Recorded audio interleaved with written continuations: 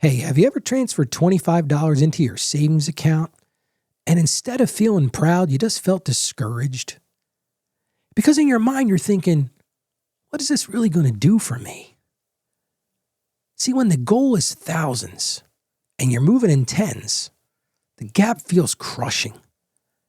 And if you're not careful, that gap will whisper, why bother? Friends, small does not mean insignificant. And today we're going to talk about how to stay committed when progress feels painfully slow. I got some great ideas for you today.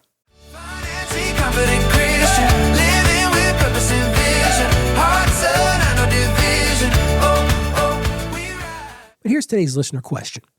Ralph, I can only put away small amounts, and it feels like nothing compared to what I need. I'm scared that no matter how consistent I am, I'll never actually get ahead or build real security. How do I keep saving when it feels this insignificant? I want to stay committed, but the gap between what I can do and what I feel feels crushing and hopeless. You know, it's like if this is one of those Dear Abbeys, we'd start this off with Dear, crushed and hopeless. But you're not crushed, and you're not hopeless. I want to start by telling you this. Consistency builds security long before the balance reflects it. So let's talk about how to do that practically. The first step is to redefine what ahead means. I hear people use the word, Ralph, I'll never get ahead. I just can't seem to get ahead. My mom used to say this all the time, get ahead. We got to decide, what does ahead mean? Ahead doesn't mean wealthy. Listen, ahead mean wealthy. You may never be wealthy. Hate to break it to you, but you may never be wealthy money-wise. I think we're all wealthy when it comes to our love of others and the love that we have from Christ. But for me, ahead means more stable than last month. Hey, maybe more stable than last week. More prepared than yesterday. And less reactive than before. If you've saved $300 and 6 months ago you had zero, that's not small. That's movement. So focus on the habit, not the total. Security isn't built by one big deposit. It's built by repeated decisions day in and day out. For so many people, savings is less about the amount and more about the identity. I hear people say all the time, I'm never going to be a saver, Ralph. But let me tell you right now, you can become someone who saves first. I've talked about that on the show before. Maybe the way you solve this problem right now is to just, hey, well, as soon as I get paid, I put some money in savings right away. That identity shift is powerful, and it's more than the number. But how do you feel that? Because I hear in your listener question, you're like, Ralph, I don't feel like I'm getting anywhere. We got to start tracking your progress in milestones. Instead of sitting there thinking, oh, I need $10,000. I want to buy a house, and I need $10,000 for a deposit. That's fantastic. But if that is all you have in your goal, if that's all you see in front of you, it's going to be really a hard struggle. I remember when I was 430 pounds, I knew I weighed too much. My health wasn't good. Now I could have said, hey, I want to get down to 200 pounds. That's my goal right now. I'm at like 235. I've come a long way. But my initial goal was, I want to lose 5 pounds. Well, you got to think about your money the same way. Maybe your savings, you break down, hey, I want to save $100. Celebrate that. Celebrate your first $500. Or if you're looking for $10,000, celebrate $1,000 along the way. Celebrate that each milestone, that momentum builds motivation. And when you're motivated, you'll sustain in your discipline. And build some micro wins into your system. I never forget, when I was a kid, I guess I was a teenager. In the United States, we had this thing called the march. It was a walk. It was 18 miles, believe it or not. And I remember the first time I did it, a friend of mine and his mom and all that, we're going to do this Walk America, I think was what it was called at the time. And I thought to myself, actually, they made it even sound worse because they said it was 30 kilometers. And I'm thinking, 30 kilometers, that's like a doggone marathon. It's 18 miles. And I never forget the first time I started, I got my comfortable shoes and I'm ready to go. And I never forget, we started walking, I'm thinking, 18 miles, I'm never going to finish this. But the coolest part is, every 3 miles there was a station. They broke it into steps. Well, you can do the same thing with your savings. Automate a small transfer. Hey, even if it's $15 a paycheck.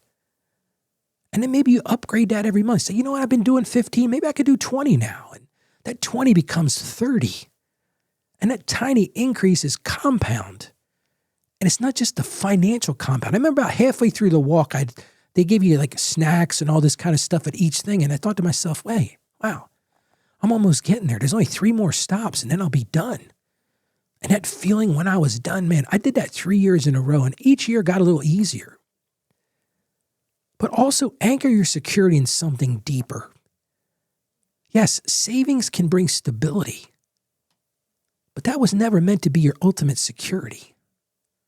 Sure, your emergency fund protects your cash flow, should meet those needs when you have them, but God protects your life. That's where your real security is.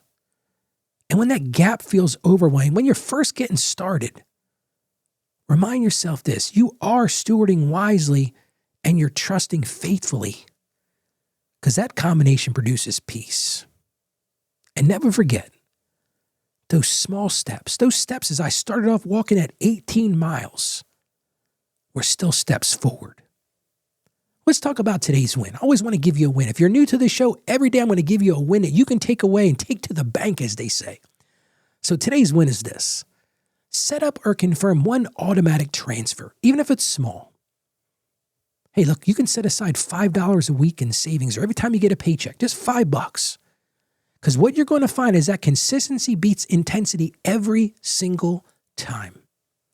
Let's get to our Bible verse. We always want to share a Bible verse. This one comes to us from the book of Zechariah, not one that I mention often.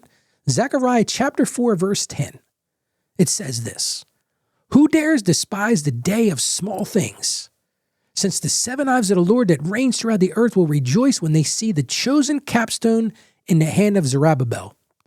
You're probably thinking like me, what in the world does that have to do with anything? Here's what it has to do with it. God celebrates faithful small beginnings that eventually build something strong and lasting.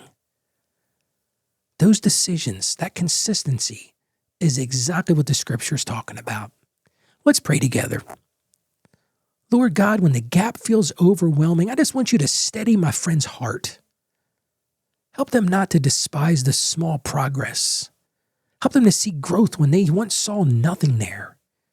And Lord, give us each discipline to stay consistent and patience to trust the process. And remind us all, in the end, that you are our ultimate security. So let each small deposit be a step towards peace and not pressure.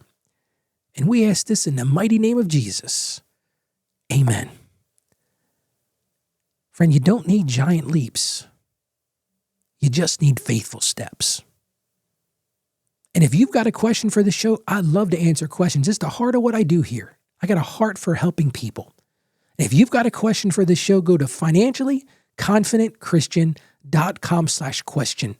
We'll put a link in the show notes. You can just click right on that, but go to financiallyconfidentchristian.com/question. Thank you so much for joining me today. I just want to encourage you. You can do this. I have confidence in you. Stay financially savvy. May God bless you. And you have a great day today. Financially confident Christian.